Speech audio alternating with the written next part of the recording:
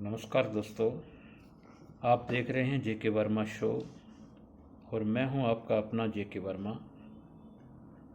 आज फिर एक नए टॉपिक के साथ मैं आपके सामने हाजिर हूं।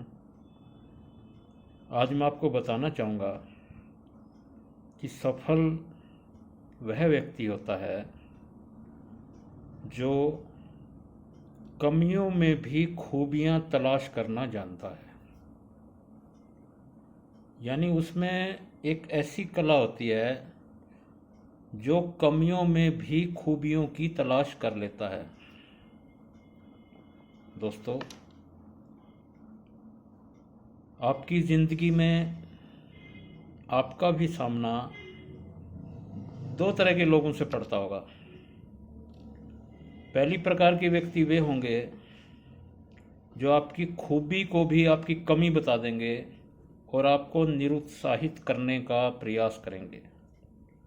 और दूसरी तरह के व्यक्ति वे होंगे जो आपकी कमी को भी आपकी खूबी बताकर आपको प्रोत्साहित करते होंगे। दोस्तों, सफल व्यक्ति वह होता है जो खुद भी सफल होता है, औरों को भी सफल होने में मदद करता है। असफल व्यक्ति वह होता है जो आपके अच्छे खासे कामों में भी मीन मेख निकाल कर आपका हौसला तोड़ता है। और सफल व्यक्ति वह होता है जो आपकी कमियों में भी खूबियों की तलाश करके आपका हौसला बढ़ा देता है। दोस्तों, कामयाबी का एक बहुत ही महत्वपूर्ण सीक्रेट है जो आज बताने जा रहा हूँ। Speciality in deficiency. Speciality in deficiency यानी कमी में खूबी। सफल व्यक्ति खुद की कमियों में भी खूबियों की तलाश करता है तथा दूसरों की कमियों में भी। अगर सफल व्यक्ति को कोई ऐसा व्यक्ति मिलता है जो अपनी कमियों के कारण जीवन में निरुत्साहित हो रहा हो, हताश हो रहा हो, तो वह उसकी कमियों में खूबियां निकालकर उसे उत्साहित करता है। एक छोटी सी कहानी के माध्यम से मैं अपनी बात स्पष्ट करूंगा। एक बहुत ही पुरानी कहानी है जो मुझे इस संदर्भ में याद आ रही है। किसी गांव में एक किसान को बहुत दूर से पीने के लिए पानी भरकर लाना पड़ता था। उसके पास दो बाल्टियां थी जिन्हें वह एक डंडे के दोनों सिरों पर बांधकर डंडे को कंधे पर रखकर तालाब से पानी भरकर लाता था। दोस्तों, उन दोनों बाल्टियों में से एक बाल्टी ऐसी थी जिसके तले में एक छोटा सा छेद था, जबकि दूसरी बाल्टी बहुत अच्छी हालत में थी। तालाब से घर के रास्ते में छेद वाली बाल्टी से पानी रिसता रहता था और घर पहुंचते पहुंचते उसमें आधा पानी ही बचता था। बहुत लंबे अरसे तक ऐसा रोज होता रहा और किसान सिर्फ 1.5 बाल्टी पानी लेकर ही घर आता था। अब जो बाल्टी पूरा पानी लेकर आती थी उसे अपने आप पर घमंड हो गया। वह छेद वाली बाल्टी से रोजाना कहती कि वह एक आदर्श बाल्टी है और उसमें जरा सा भी पानी नहीं रिसता, और तुम जो हो तुम्हारे में छेद हैं और तुम पूरा पानी घर तक नहीं पहुंचाती। तो छेद वाली बाल्टी को यह सुनकर बहुत दुख होता था और उसे अपनी कमी पर लज्जा आती थी। कहानी के अनुसार छेद वाली बाल्टी अपने जीवन से पूरी तरह निराश हो चुकी थी। एक दिन उसने किसान से कहा, मैं अच्छी बाल्टी नहीं हूँ, मुझे छोड़ दो, तुम्हारे घर तक पहुँचते पहुँचते मैं आधी खाली हो जाती हूँ। यह सुनकर किसान मुस्कुरा दिया और कहने लगा, तुम इसलिए दुखी हो क्योंकि तुम अपनी वह खूबी नहीं देख पा रही हो जो मैं देख रहा हूँ। तुम नहीं देख पा रही हो कि पगडंडी के जिस ओर तुम चलती हो उस तरफ कितनी हरियाली है और फूल खिलते हैं, लेकिन दूसरी ओर ऐसा नहीं है। ऐसा इसलिए है कि मुझे हमेशा से इसका पता था और मैं जानता हूँ कि दोष हर इंसान में हो सकता है, लेकिन उस दोष में भी कुछ ना कुछ खासियत होती है। सोचकर देखिए, आखिर संसार में कितने लोग ऐसे होंगे जो दूसरों की कमियों में भी खूबियों की तलाश करते होंगे। चाहे वे कितने भी लोग होंगे, लेकिन ये निश्चित है कि वे सफल व्यक्ति ही होंगे। कमियों में खूबियों की तलाश करना एक सफल व्यक्ति की निशानी है। दोस्तों, हमारे देश में गुरु शिष्य परंपरा युगों युगों से रही है। गुरु इसलिए पूजनीय है क्योंकि वह स्वयं भी अपनी कमियों में भी खूबियां देखता है और अपने शिष्यों की कमियों में भी खूबियां देखता है। वह अपने शिष्यों से कहता है, नहीं, तुम कमज़ोर नहीं हो, अयोग्य नहीं हो, तुम सब कर सकते हो। और शिष्य करके भी दिखाते हैं। सेनापति वही कामयाब होता है जो अपने सैनिकों की कमियों में भी खूबियां तलाश करता है और उन्हें उत्साहित करके जंग जीत लेता है। माता पिता अपने बच्चों की कमियों को बहुत अच्छी तरह से जानते हैं, लेकिन फिर भी वे उनमें खूबियां तलाश करके उनका बढ़ चढ़कर बयान करते हैं। और कोई भी बॉस तभी सफल होता है जब वह अपने अधीनस्थ कर्मचारियों की कमियों में भी उनकी खूबियां तलाश कर लेता है तथा उन्हें उत्साहित करके उनसे खूब काम लेता है। और ऐसा केवल सफल व्यक्ति ही कर सकता है। ऐसा व्यक्ति कर सकता है जो पॉजिटिव थिंकिंग से भरा हो। मैं एक स्कूल के बारे में आपको बताऊंगा आज। एक स्कूल था जिसे ओशनिल नामक व्यक्ति चलाता था। वह व्यक्ति अंग्रेजी का अध्यापक था। यह स्कूल न्यूयॉर्क में था, जिसमें शैतान से शैतान बच्चे भी माँ बाप दाखिल कराते थे और वह अध्यापक हंसते हंसते शैतान से शैतान बच्चों को भी अपने स्कूल में दाखिला देता था और उनकी कमियों को दूर करता था और उन्हें योग्य बनाता था। यह बहुत ही चुनौती भरा काम था और जो अध्यापक थे ओशनील, वह इसे खुशी खुशी किया करते थे, क्योंकि वे जानते थे कि हर इंसान की कमियों में भी कहीं ना कहीं खूबियां छिपी होती हैं। अगर उन खूबियों को पहचान लिया जाए तो उनके सहारे कमियों को ख़त्म किया जा सकता है। तो एक बहुत ही शैतान लड़का इस स्कूल में दाखिल हुआ। उसने दाखिल होते पहले ही दिन एक पत्थर उठाया और ओशनील जो थे उनके कार्यालय के शीशे पर दे मारा और शीशा टूट गया। लड़के को बड़ा मजा आया। ओशनील ने उस लड़के से कुछ नहीं कहा। तो लड़के का रोज का रूटीन बन गया। रोज पत्थर उठाता और कांच तोड़ देता। वे कांच बदलवाते, वह फिर पत्थर उठाता, फिर तोड़ देता। एक दिन बच्चा ओशनील से पूछने लगा, सर, आप आखिर कब तक इस तरह रोजाना शीशा बदलवाते रहोगे? ओशनील ने जवाब दिया, जब तक तुम तोड़ते रहोगे मैं शीशा बदलवाता रहूँगा। इससे लड़का परेशान हो गया। उसने कहा, सर, आप मुझे पहचान क्यों नहीं रहे? मेरी समस्या को क्यों नहीं समझ रहे? मैं यहाँ नहीं पढ़ना चाहता। तो ओशनील हंसकर बोले, तुम भी नहीं समझ पा रहे कि मैं तुम्हें यहाँ पढ़ाना चाहता हूँ और तुम्हें पढ़ाकर ही दम लूँगा, क्योंकि मैं जानता हूँ कि तुम एक बहादुर लड़के हो।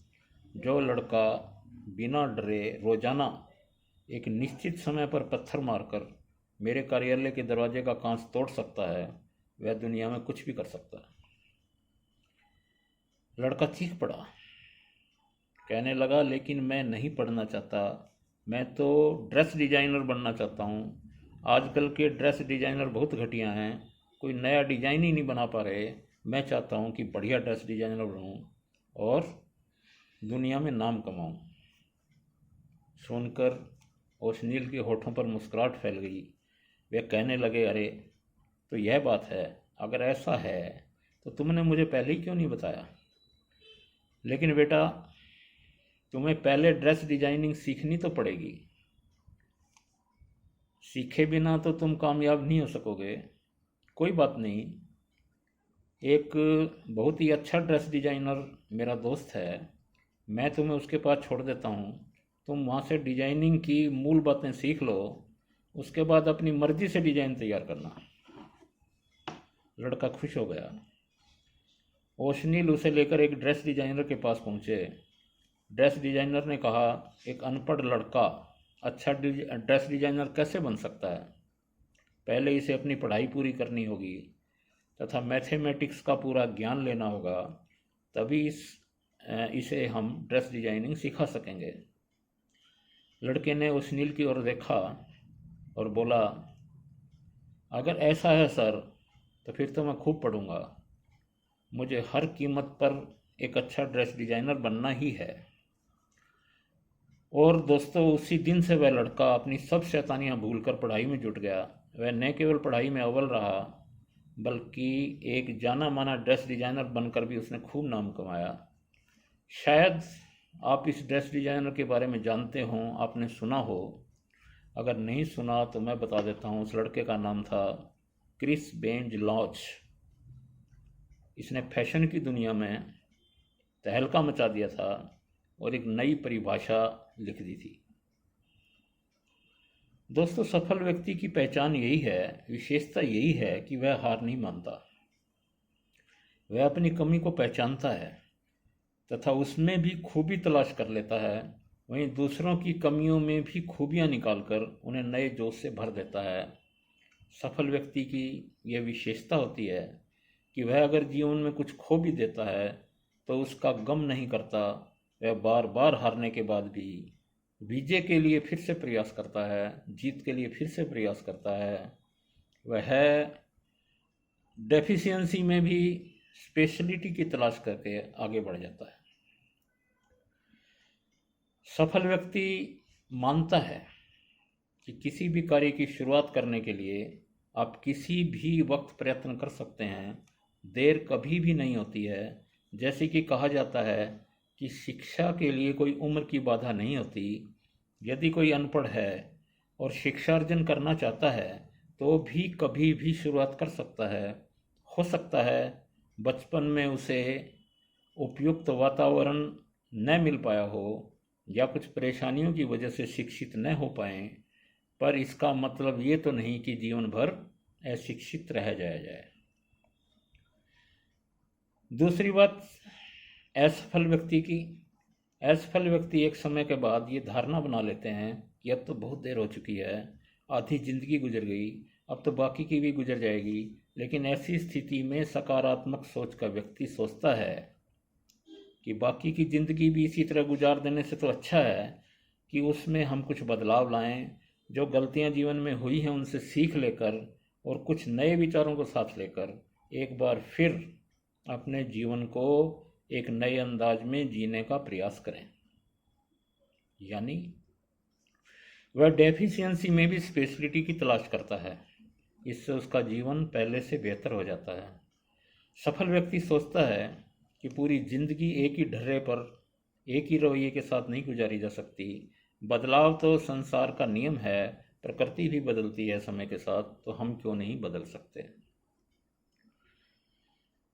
अक्सर लोग बच्चों से कहते हैं कि यही उम्र है सीखने की।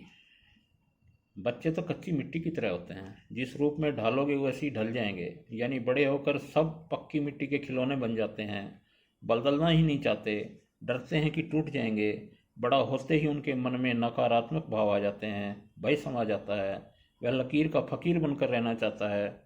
जहाँ जिंदगी आरामदायक लगती है उसी ओर भागने लगता है। वह यह तो चाहता है कि दुनिया को बदल कर रख दे, लेकिन खुद बदलने से डरता है। यह नेगेटिव थिंकिंग का बहुत बड़ा उदाहरण है। सफल व्यक्ति डेफिशिएंसी में भी स्पेशलिटी की तलाश करता है। वह इस सच्चाई को समझता है कि अगर वह डेफिशिएंसी के बारे में ही सोचता रहा, अपनी कमियों का रोना ही रोता रहा, तो जीवन नरक के समान हो जाएगा। जीवन में क्या क्या बुरा हुआ, अगर इसी को दोहराता रहा तो जीवन में फिर कुछ भी अच्छा नहीं होगा। वह कमियों में भी खूबियों की तलाश करता है। वह सोचता है कि चाहे अब तक कुछ भी जीवन में अच्छा नहीं हुआ, लेकिन फिर भी कोशिश करनी चाहिए, हार नहीं माननी चाहिए। वह सोचता है कि चाहे इस बार भी अच्छा नहीं होगा, लेकिन मन में यह मलाल तो नहीं रहेगा कि कोशिश नहीं की। वह कमियों में भी खूबियों की तलाश करता है और नकारात्मकता में भी सकारात्मकता को निकाल दिखाता है और सही रास्ते पर चल पड़ता है। सफल व्यक्ति अगर बूढ़ा होता है तो भी उतना ही खुश रहता है जितना जवानी में रहता था। उल्टा वह अपने आप को दुनिया का सबसे बड़ा विश्वविद्यालय मानता है। वह मानता है कि उसकी एक झुर्री में जीवन के हजार हजार अनुभव लिखे हैं।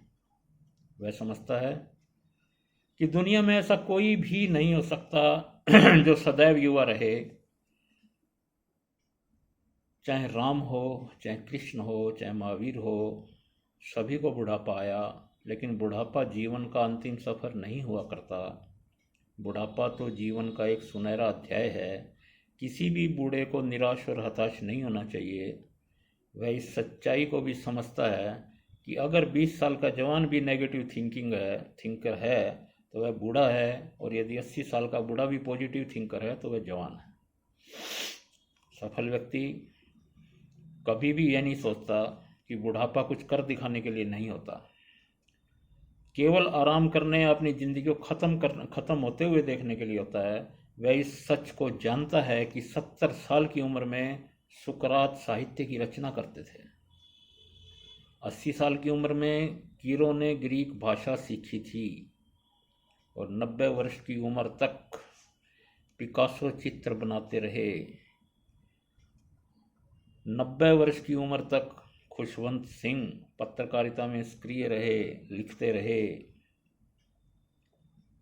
उसकी सोच रहती है कि जब 70 साल की उम्र में महात्मा गांधी देश की आज़ादी के लिए लड़ सकते हैं तो वह बुढ़ापे में कुछ करके क्यों नहीं दिखा सकता।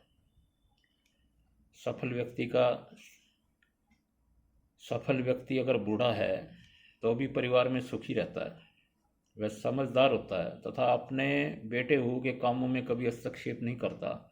उन्हें अपनी दुनिया अपने तरीके से चलाने देता है और खुद अपने तरीके से लगातार आगे बढ़ता रहता है। सच्चाई तो यह है कि वह अपने आप में इतना मस्त होता है कि उसे दूसरों के कामों में हस्तक्षेप करने का समय ही नहीं मिलता। अगर मिल भी जाए तो वह दूसरों की कमियों में से खूबियों को तलाश करता है तथा दूसरों को बताता है कि वह कमियों का नहीं बल्कि खूबियों का मालिक है। वह दूसरों में जोश भर देता है तथा सम्मान पाता है। दोस्तों, जो इंसान दूसरों की अपनी कमियों में भी खूबियां तलाश करता है तथा दूसरों की कमियों में भी खूबियों की तलाश करता है, वह एक ऐसा कलाकार बन जाता है जिसकी कला का हर कोई दीवाना हो जाता है। वह जीवन में कभी भी नफरत का पात्र नहीं बनता, उसका कोई दुश्मन हो ही नहीं सकता। वह तो एक सिद्ध पुरुष बन जाता है जिसका लोग आशीर्वाद मांगते हैं। आपने शायद उड़िया बाबा के बारे में सुना हो। बहुत बड़े संत थे। संत उड़िया बाबा में एक बहुत बड़ी खूबी थी कि वो दूसरों की कमियों में भी खूबियों की तलाश किया करते थे, यानी स्पेशलिटी इन डेफिशिएंसी। वे कहा करते थे कि दूसरों की खूबियों में कमियां तलाश करना आसान है, लेकिन कमियों में खूबियां तलाश करना बहुत मुश्किल है। हर इंसान को प्रयास करता रहना चाहिए कि वह दूसरों की कमियों में भी खूबियों की तलाश करे। एक दिन उड़िया बाबा अपनी बदायूं में रहते थे। गंगा के किनारे कुटिया बनाकर उसमें बैठे थे। उनके आश्रम में एक बीमार व्यक्ति आया। बाबा ने उस व्यक्ति के लिए दूध और फल की व्यवस्था करवा दी। एक दिन आश्रम का सदस्य बाबा के पास आकर बोला, बाबा, जिस बीमार व्यक्ति को दूध और फल दिलवा रहे हैं वह तो कई दुर्गुणों से भरा हुआ है। हम चाहते हैं कि आप उस व्यक्ति को आश्रम से निकाल दें। उड़िया बाबा ने उस सदस्य की ओर देखा और मुस्कुरा दिए। उन्होंने उस सदस्य को आदेश दिया कि तुमने जो किया वह करना तो बहुत आसान है। उस व्यक्ति के तुमने दुर्गुण देखे। दुर्गुण देखना तो बहुत आसान है। मैं अगर चाहूँ तो इसी समय तुम्हारे अनेक दुर्गुण बता सकता हूँ। तुम अगर चाहो तो मेरे अनेक दुर्गुण बता सकते हो। अब जरा एक मुश्किल सा काम करके दिखाओ। जाकर उस बीमार की सेवा करो तथा यह जानने का प्रयास करो कि उसके गुण कौन कौन से हैं। बाबा का आदेश मानकर वह व्यक्ति बीमार की सेवा करना शुरू कर दिया तथा उसके पास ही रहने लगा। कुछ ही दिनों बाद वह बाबा के पास आया और अपनी गलती की माफ़ी मांगते हुए बोला कि बाबा, वह इंसान तो हीरा है। वह बीमारी इसलिए हुआ है क्योंकि वह कड़ी सर्दी से दूसरों को बचाता फिर रहा था। उसे चिंता थी कि कहीं कोई ठंड से न मर जाए, इसलिए वह लोगों से पुराने कपड़े मांग मांग कर पीड़ितों को बांटता था। मुझसे बहुत बड़ी भूल हो गई है। वह व्यक्ति अब पहले से काफ़ी ठीक है, यहाँ से जाना चाहता है और उसका कहना है कि वह फिर से दूसरों की सेवा में जाकर जुट जाएगा। उड़िया बाबा कहने लगे, बस तुम जिंदगी में यही ऐसा ही मुश्किल काम करते रहना, आसान काम तो दूसरे कर लेंगे। अगर तुम यही मुश्किल काम करते रहे तो अनेक लोग मानवता की सेवा करते रहेंगे। इस सच्चाई को अच्छी तरह से जान लो। लेकिन दोस्तों, सच्चाई यह है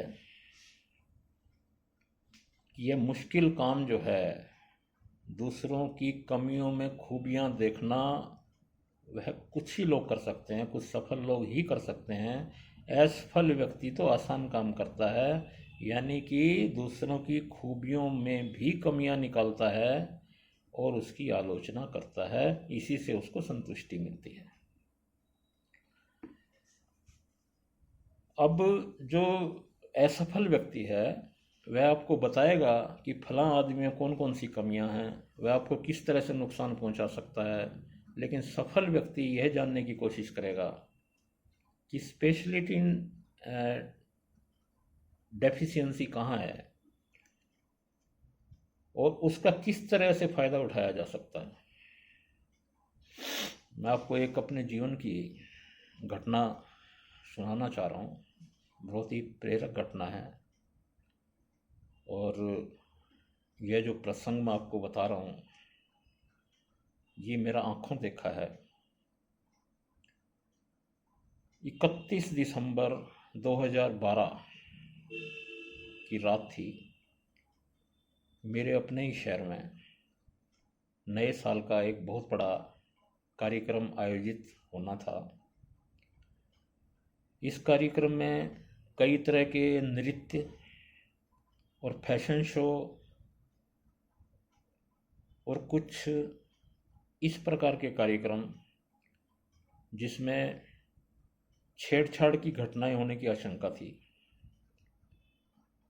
मैं उस कार्यक्रम में बतौर विशिष्ट अतिथि आमंत्रित किया गया था, लेकिन जो कार्यक्रम के आयोजक थे वे बहुत चिंतित थे। उन्होंने गलती से शहर के एक ऐसे व्यक्ति को कार्यक्रम में आमंत्रित कर दिया था जो लगभग हर तरह का क्राइम कर चुका था। आयोजकों में भय था और अतिथियों में भी भय था कि कहीं वह व्यक्ति और उसके साथी फैशन शो में भाग ले रही लड़कियों के साथ गलत हरकत न कर दें। अगर ऐसा होता तो आयोजकों की बहुत बदनामी होती। उन्होंने मुझसे पूछा कि ऐसी स्थिति में क्या करना चाहिए। मैंने बहुत विचार किया और उन्हें एक ऐसे व्यक्ति के पास भेजा जो कमियों में भी खूबियां ढूंढने का आदी था। जिस व्यक्ति के पास मैंने भेजा वो एक प्रोफेसर थे। जब आयोजकों ने उन्हें अपनी समस्या बताई तो वे हंस दिए।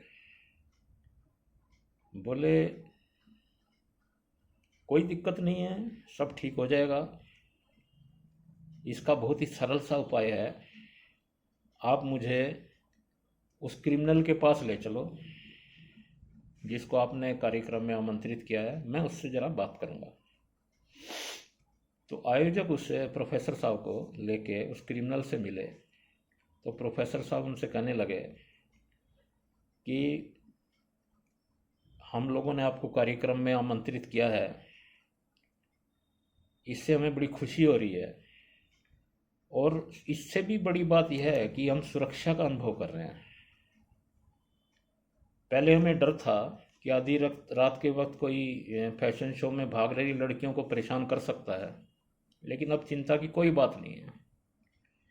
जब आप कार्यक्रम में आ रहे हैं तो किसी की हिम्मत ही नहीं रहेगी कि किसी लड़की को तंग करे।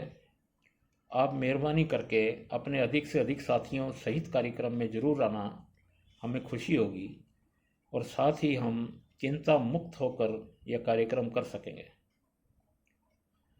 अब वो जो क्रिमिनल व्यक्ति था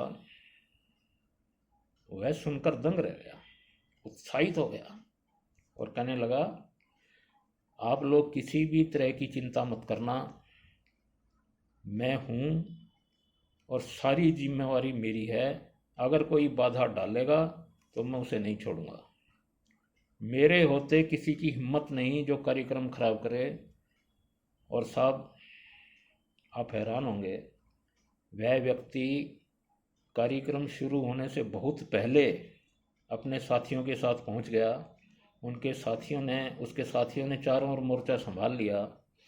यूं लगा जैसे वहाँ सुरक्षित किला तैयार कर दिया गया हो। उस कार्यक्रम का शानदार आगाज हुआ और उससे भी कहीं खूबसूरत समापन हुआ। उस व्यक्ति और उसके साथियों ने कार्यक्रम में सिक्योरिटी ऑफिसर की भूमिका निभाई और वह भी बिल्कुल मुफ्त। वह भी पूरी तरह से मुस्तैद होकर। कार्यक्रम के आयोजक हैरान रह गए, लेकिन मुझे कोई हैरानी नहीं हुई, प्रोफेसर साहब को कोई हैरानी नहीं हुई, क्योंकि प्रोफेसर साहब स्पेशलिटी इन डेफिशिएंसी के सिद्धांत को समझते थे। उसके बाद प्रोफेसर साहब के कहने पर आयोजकों ने एक छोटा सा काम और किया। उन्होंने उस व्यक्ति को मंच से सम्मानित किया और उस व्यक्ति को 2 शब्द बोलने के लिए कहा। उस व्यक्ति ने मंच से कहा कि भविष्य में अगर इस प्रकार के आयोजन होते हैं तो उसकी सारी व्यवस्था, सुरक्षा व्यवस्था मैं संभालूंगा, वह भी निःशुल्क। दोस्तों, ऐसा ही होता है। कमियों में खूबियां तलाश करना हर व्यक्ति के बस का नहीं है, लेकिन जो व्यक्ति सफल होते हैं या जो सफल होने की तरफ जा रहे हैं, सफल होने का प्रयास कर रहे हैं, उन्हें यह खूबी खूब पता होती है, यह मंत्र उन्हें खूब पता होता है कि स्पेशलिटी इन डेफिशिएंसी का मतलब क्या है। और जब हम किसी की कमियों में खूबियां तलाश कर लेते हैं तो हम एक जादूगर बन जाते हैं। ऐसा जादू चलाते हैं कि दूसरा बिल्कुल चित्त हो जाता है और ऐसी स्थिति बनती है जो सबको प्रसन्नता देती है। मुझे पूरा विश्वास है कि आप सफलता के इस सीक्रेट स्पेशलिटी इन डेफिशिएंसी को बहुत अच्छी तरह से समझ गए होंगे और आप इस मंत्र का अपने जीवन में भरपूर प्रयोग करेंगे। इसी के साथ आज मैं इस टॉपिक को यहीं समाप्त कर रहा हूँ। अगले वीडियो में फिर एक नया टॉपिक लेकर आपके सामने आऊँगा। तब तक के लिए आज्ञा दीजिए। आपका बहुत बहुत धन्यवाद। जय हिंद, जय भारत।